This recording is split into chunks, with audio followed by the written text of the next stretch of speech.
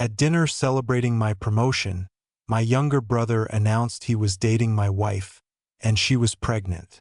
They expected me to accept it like an adult. I stayed calm, congratulated them, and went home. Then I remembered something they'd both forgotten. The prenup my wife signed 4 years ago without reading. 3 weeks later, I invited them to dinner and placed the contract on the table. The color drained from their faces when they realized she'd get nothing in the divorce, and he'd be paying child support on a bartender's salary for the next 18 years. My name is Marcus. I'm 31, and I thought I knew the people closest to me. Thought that no matter what problems existed, certain lines would never be crossed. I was wrong. It was a Thursday in March when I got the news about my promotion. After 5 years working as a senior software architect at a tech company in Seattle, I was finally being made VP of engineering. Salary jumping from $120,000 to $200,000, plus equity. I couldn't stop smiling at the office. I called Lauren, my wife of 4 years, and my younger brother Kyle to share the news. "Let's celebrate at Canlis tonight," I suggested. Canlis was that upscale spot overlooking Lake Union where dinner cost more than most people's weekly paycheck. But I'd earned it. I'd worked my ass off for this.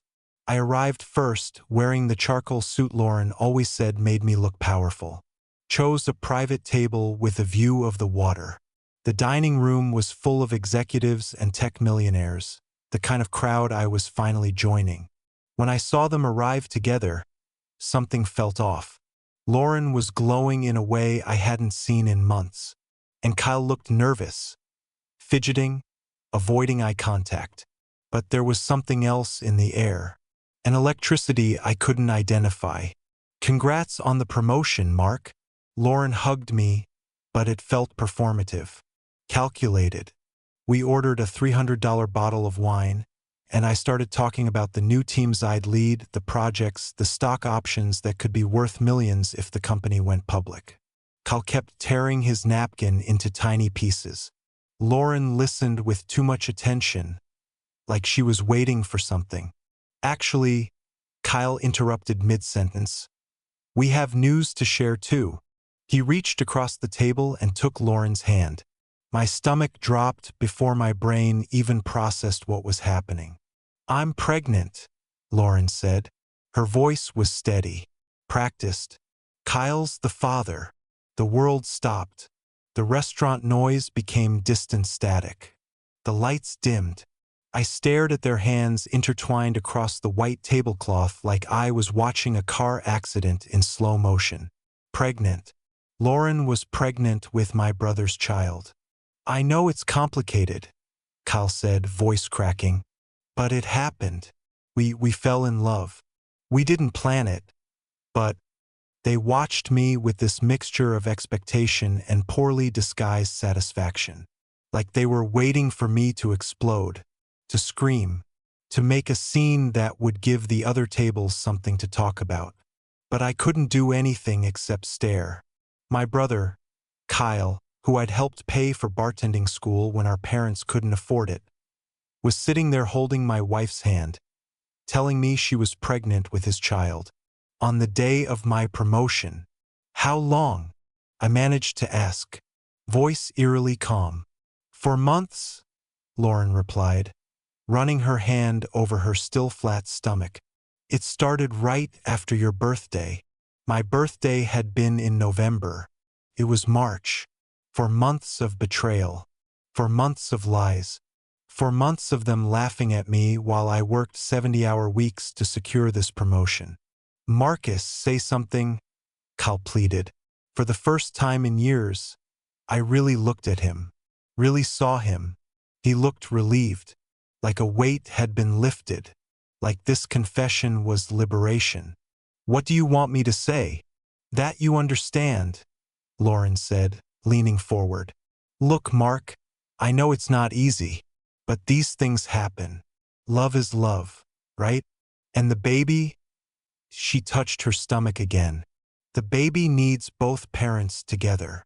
I picked up my wallet slowly, left $200 bills on the table, more than enough to cover my portion, and stood up. I'm going home.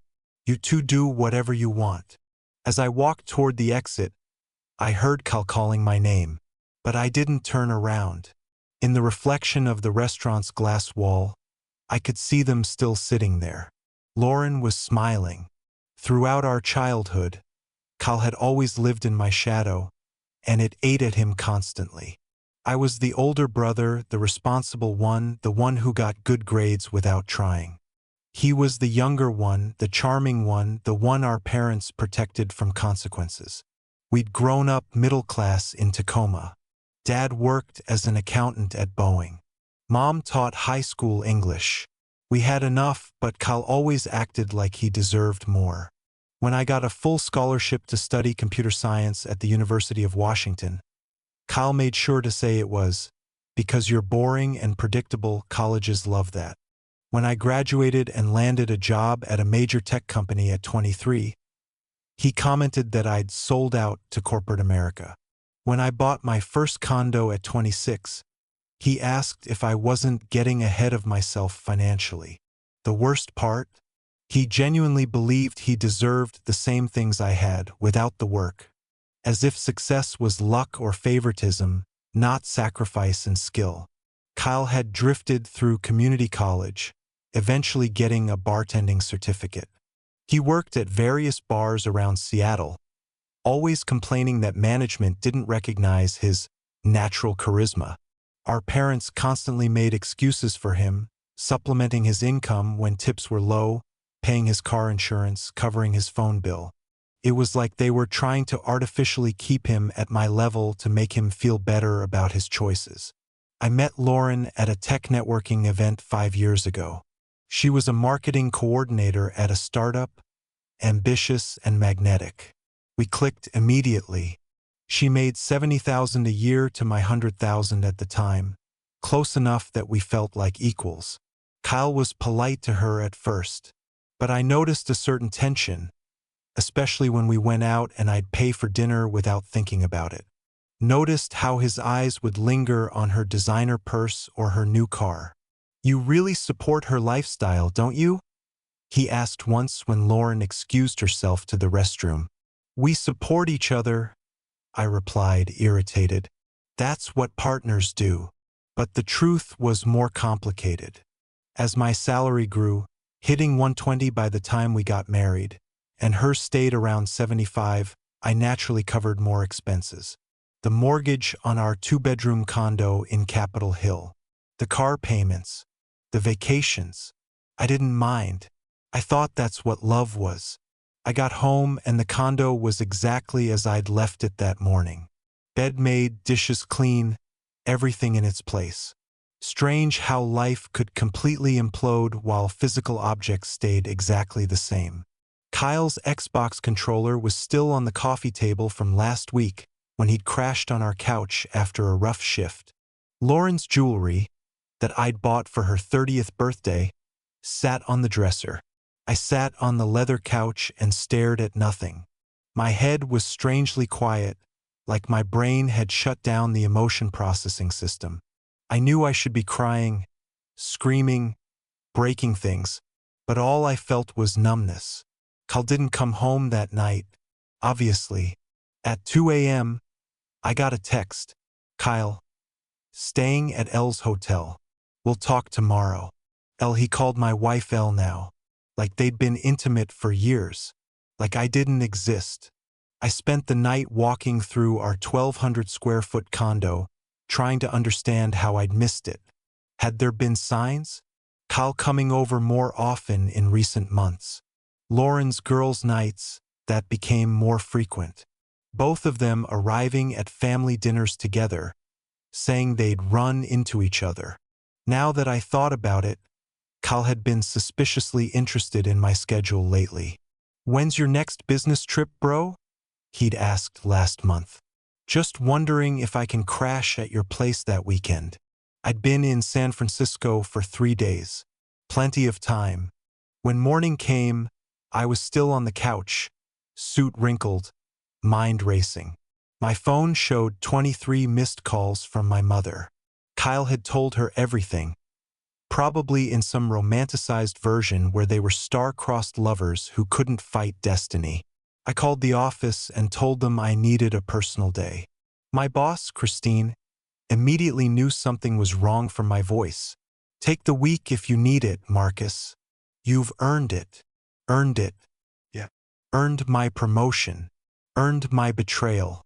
I went to shower, trying to wash away the sticky feeling of humiliation. Under the scalding water, I finally cried. Not dramatic sobs. Just that exhausted crying of someone who'd lost two people at once. My brother and my wife. The two people I'd loved and trusted most. When I got out, I had 4 texts from Lauren. Lauren, Mark, we need to talk. Lauren, it wasn't how we wanted you to find out. Lauren, call me please. Lauren, I know it's difficult, but we can handle this like adults. I deleted them all. That evening, Kyle showed up to get some of his things. He still had a key from when he used to house sit. Still felt entitled to walk into the home I'd bought alone. He tried to explain while packing a duffel bag. It wasn't planned, Mark. It happened. Lauren and we connected on a level you and her never did. How long have you been sleeping with my wife? I asked, watching him fold the designer clothes I'd helped him buy when he needed interview outfits for bartending jobs. Officially, since January, but we've had feelings for a while. For months of sex, probably in my bed while I was at the office, grinding 70-hour weeks. I'm hiring a lawyer, I said quietly. Kyle stopped packing. Looked at me like I was the unreasonable one. Mark, it doesn't have to be ugly. We can handle this civilly. Split things fairly without. Fairly. The word came out sharp. You fucked my wife and got her pregnant, and you want to talk about fair? Come on, man. Lauren said you guys have like $400,000 in equity and investments. We're not trying to screw you over, but she deserves half. She deserves half? I almost laughed. Get out, Kyle. Get the fuck out of my house. He left, muttering something about me always being dramatic. After he was gone, I called David, my best friend since college and a divorce attorney in Bellevue. Marcus, I'm so sorry, man. I don't even have words. I need you to destroy them, David. Tell me everything. I did. Every detail. When I finished, David was quiet for a long moment. Do you have a prenup? Yeah. Lauren signed one before we got married. Why? Get me a copy immediately. This changes everything. That's when I remembered. The safe in our bedroom closet. The combination was my birthday, ironic now. Inside, between the condo deed and my passport, was a sealed envelope from the law firm. Prenuptial agreement. Marcus Chun and Lauren Foster. My hands trembled as I opened it. I'd insisted on the prenup 4 years ago when I bought the condo, but the details were fuzzy. I'd been so in love. The legal stuff seemed like boring formality. But now, alone at 2 a.m., reading by lamplight, those boring formalities looked like a goddamn life raft. The memory came back in fragments. It was a Saturday in May, 2 weeks before our wedding. I just closed on the condo, a $900,000 two-bedroom in Capitol Hill, putting down $200,000 I'd saved. Lauren was stressed about wedding costs getting out of control. Mark, the flowers alone are $8,000. Do we really need orchids? Don't worry about it, I'd said. I'll cover most of it, which I did. The wedding cost $40,000. I paid $35,000. She contributed $5,000 from her savings. That's when my lawyer, Patricia Morrison, suggested the prenup during our closing meeting. Marcus, you're young, successful, accumulating assets fast. A prenup is smart protection, especially with income disparity. When I brought it up to Lauren over dinner, she'd laughed nervously. Prenup? Isn't that kind of pessimistic? Like we're planning for divorce before we're even married. It's not about not trusting you, I'd explained. It's legal protection. For both of us. I guess if it makes you feel better, she'd finally said. But honestly, it feels kind of cold. We went to Patricia's office on a Thursday morning. Lauren was hungover from a work happy hour the night before, showed up 15 minutes late, apologizing. Patricia explained the terms with her usual precision. Complete separation of assets. Each spouse retains individual property. What you own before marriage stays yours. What you acquire during marriage stays with whoever acquired it.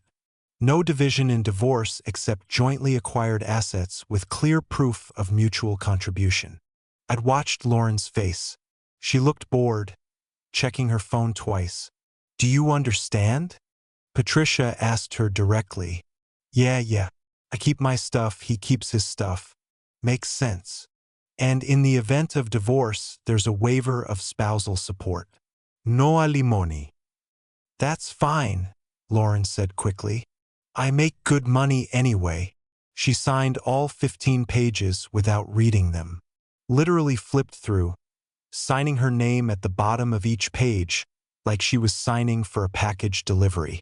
Dense legal text about properties, investments, future businesses, retirement accounts. Lauren barely glanced at the section titles.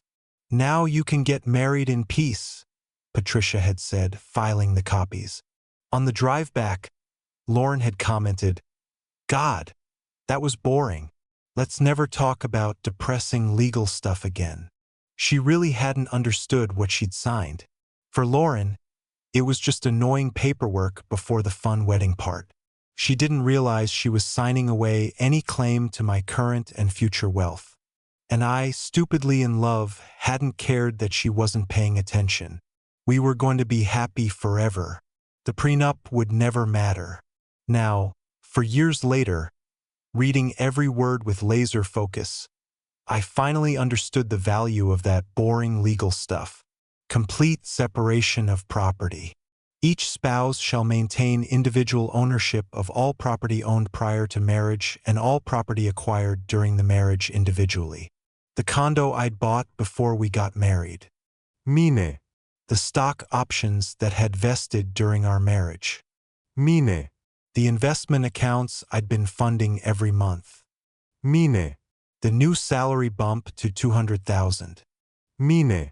In the event of dissolution of marriage, there shall be no division of property, with each party retaining the entirety of their individual assets. Lauren had no right to anything. Not the condo worth $900,000 now. Not the $400,000 in investments.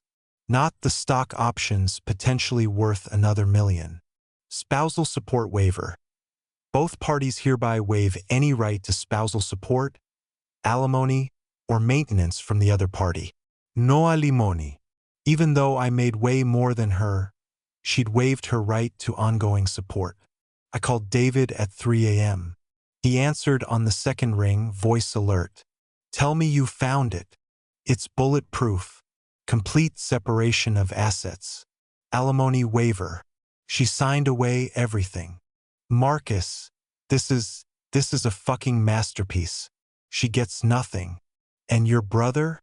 He's going to be paying child support on a bartender's salary for 18 years. How much? Washington State? About 20% of net income for one child. Vikal makes, what, $3,000 a month? That's $600 monthly. Plus medical expenses, daycare, everything else. He's financially screwed. For the first time in days, I smiled. I spent the next week organizing my strategy. Documenting everything. Bank statements, investment accounts, the condo deed, tax returns showing exactly who'd earned what. My net worth at 31. Approximately $1.4 million. The condo equity, the investments, the stock options, the new salary that would accelerate everything. Lauren's net worth. Maybe $50,000 in a 401k and a paid-off Honda she'd bought before we met. 3 weeks after that nightmare dinner at Canlis, I called them both. I've been thinking about everything, I told Lauren on the phone. You're right, we should handle this like adults. Can we meet for dinner? Same place. Really? She sounded relieved, almost excited. Mark, I'm so glad you're being mature about this. Saturday at 8? Perfect. Kyle and I will be there. I hung up and called David. It's time. Saturday night, I arrived at Canlis wearing my best suit. Requested the same table, private corner, view of the lake. I wanted this to be memorable. Kyle and Lauren arrived together, hands intertwined. Lauren's small baby bump was visible now under her dress. They looked relaxed, happy, like they'd won. Mark, thanks for doing this, Kyle said, actually clapping me on the shoulder. This means a lot, man. Shows real maturity. We ordered that same expensive wine. The atmosphere was celebratory. They thought I was there to negotiate my surrender. So, Kyle started after the first glass. About the divorce. We were thinking we could handle things amicably. Sell the condo, split the proceeds, divide the investments. Keep it simple. Split the proceeds, I repeated slowly. 50-50. Well, yeah, Lauren said, like it was obvious. That's how divorce works, right? And with your new salary, some temporary support would help while I'm on maternity leave. Maybe $2,000 a month for a couple years. She wanted $2,000 a month. While pregnant with my brother's child. I reached into my jacket pocket and pulled out the envelope. The yellow pages made a soft sound hitting the table. Before we talk about division, I need to clarify something you both seem to have forgotten. Kyle frowned at the envelope. What's that? Our prenup, Lauren. Remember? The one you signed 4 years ago while hungover and bored. Color drained from her face. What prenup? I pulled out the pages, spreading them on the white tablecloth. The one with complete separation of assets. The one that says you keep what's yours. I keep what's mine. Lauren grabbed the pages with shaking hands. Her eyes scanned the text, trying to process words she'd never bothered to read. This can't be legal, she stammered. I was young. I didn't understand. You were 26. Patricia explained every clause. There are witnesses. Everything's filed with the court. Kyle was reading over her shoulder, his face going from confused to horrified. But the condo, Lauren said weakly. I lived there. That's marital property. I bought it before we got married. Look, I pointed to the relevant clause. Page 3, Section 2. Property owned prior to marriage remains separate property. The investments then, Kyle tried. You made those during the marriage. With my income, my salary, my stock options. All separate property per the agreement. I flipped to page 7. See? Right here. Individual income and assets acquired during marriage remain with the acquiring spouse. Lauren's hands were trembling now. But I contributed. I paid for groceries, utilities. You contributed about $800 a month on average. Against my $4,000 for the mortgage, HOA fees, insurance, property tax, and everything else. Your $800 doesn't create an ownership interest in a $900,000 condo. Kyle was doing math in his head. I could see the panic dawning. And the alimony? Lauren whispered. You make way more than me. I smiled. Actually smiled. Page 5, Section 3. Spousal Support Waiver. You waived any right to alimony when you signed this. The table went silent. Around us, other diners enjoyed their expensive meals, oblivious to the financial massacre happening feet away. This isn't fair, Kyle finally said. You can't just, she needs support. We have a baby coming. You have a baby coming, I corrected. With your bartender salary of what, $3,000 a month? About that, Kyle mumbled. So after taxes, you net maybe $2,400. Child support in Washington is 20% of net income. That's about $500 a month.